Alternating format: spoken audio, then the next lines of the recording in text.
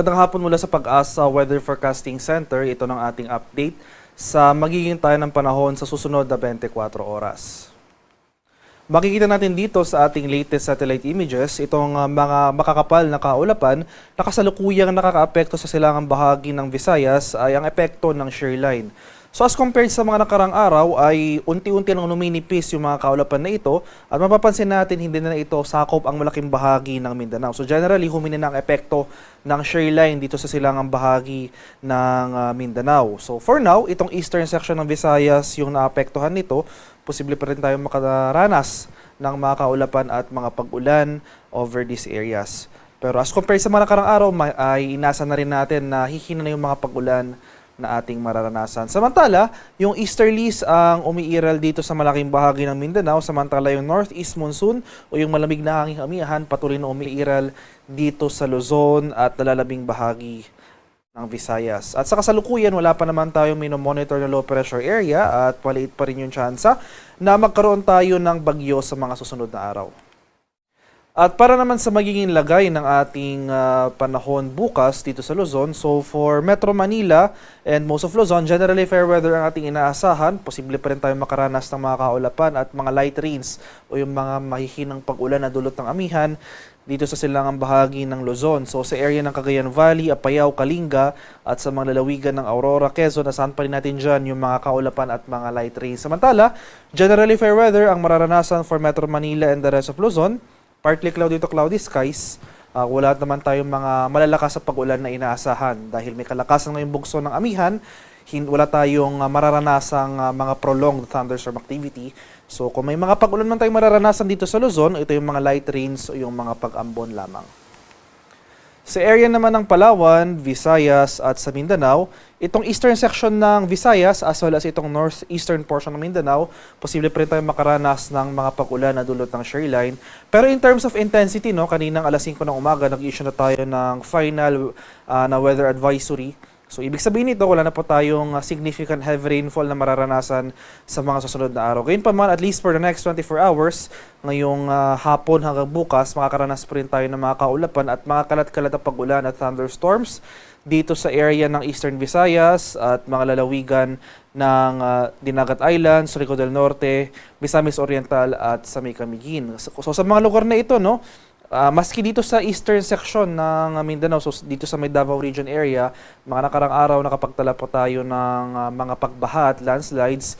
Posible saturated pa yung mga lupa over these areas. Kaya sabi ko nga po kanina, wala na pong mga malalakas sa pag-ulan, pero kahit mahihina lamang yung mga pag-ulan na ito na possible dulot ng mga localized thunderstorms, posible pa rin ito magdulot ng mga pagbaha at pagguho ng lupa. Kaya patuloy po tayong manatiling vigilant o tumantabay sa mga localized advisories na ini-issue ng Pag-asa.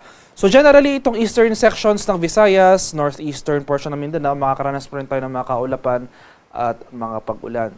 So sa rest of Mindanao, generally fair weather ang inaasahan, bahagyang maulap hanggang sa maulap na papawirin. Nandiyan pa rin yung mga tsansa ng mga biglaan at panandaliang pag-ulan na dulot ng localized thunderstorms na dala ng easterly. Samantala, for Palawan and the rest of Visayas, itong western and central portions ng Visayas, generally fair weather rin ang ating inaasahan. Wala naman tayong mga significant na malalakas sa pag-ulan na mararanasan. Ito yung mga light rains o mga pag-ambon lamang ng amihan. At sa kalagayan naman nating karagatan, walang gale warning na nakataas. Ngunit iba yung pag-iingat pa rin sa ating mga kababayan na maglalayag, especially dito sa eastern seaboards ng Southern Luzon, Visayas at itong eastern seaboards ng Mindanao dahil posible pa rin tayong makaranas dyan ng katamtaman hanggang sa maalong karagatan. At para naman sa ating weather outlook, yung magiging lagay ng ating panahon sa mga susunod na araw. So generally fair weather pa rin ang ating mararanasan for Metro Manila and most of Luzon. Except dito sa Bicol region, makikita natin posible tayong makaranas ng thunderstorm activity or increased occurrence ng thunderstorm sa araw ng Martes hanggang sa Miyerkules.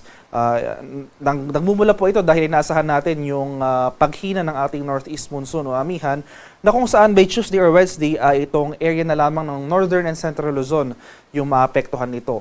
So nangangahulugan, pag hihina po yung ating amihan, tataas po yung tsansa ng ating thunderstorm activity. So by Tuesday or Wednesday, dito sa area ng Bicol Region at malaking bahagi pa ng Southern Luzon makakaranas ng mga isolated rain showers or localized thunderstorms. Sa area naman ng Visayas, sa araw ng Lunes, posible pa rin tayo makaranas ng mga pag-ulan na dulot ng shearline, pero unti-unti nang mababawasan yung epekto ng shearline over the eastern section of Visayas at magre-retreat na ito dahil nga kasabay ng paghina ng shearline yung paghina po ng ating northeast monsoon o yung hanging amihan. So for the rest of the forecast period, itong central and western portions ng Visayas, Metro Cebu, Iloilo City, from Monday to Wednesday, generally fair weather. For Tacloban City, generally fair weather rin from Tuesday to Wednesday, apart from the usual afternoon to evening ng mga rain showers or thunderstorms. Buong Mindanao, so particularly sa mga syudad ng Metro Davao, Cagayan de Oro City at Zamboanga City, ay bahagyang maulap hanggang sa maulap na papawari na ating inaasahan. Patuloy nga yung pag-iral ng easterlies over most of Mindanao. Wala naman tayong minomonitor na low pressure area, so maliit yung chance na magkaroon ng bagyo. At kung magkaroon man tayo ng mga pag-ulan, ito yung mga usual na mga biglaan at panandaliang pag-ulan na dulot ng thunderstorms. So, gayunpaman, tulad nga po ng sabi ko kanina, itong area ng Davao Region, since sa mga nakarang araw may mga pagbahangang naitala, possible saturated yung lupa, kahit na yung mga thunderstorms na ito, magdulot ng mga pag-ulan na panandalian, posible pa rin na nandyan pa rin yung mga chance ng flooding or landslides. Kaya maghanda pa rin po tayo sa mga hazards na ito. Haring araw sa Kamunilaan ay lulubog mamayang 6:02 ng hapon at sisikat naman bukas sa kadap na 6:17 ng umaga.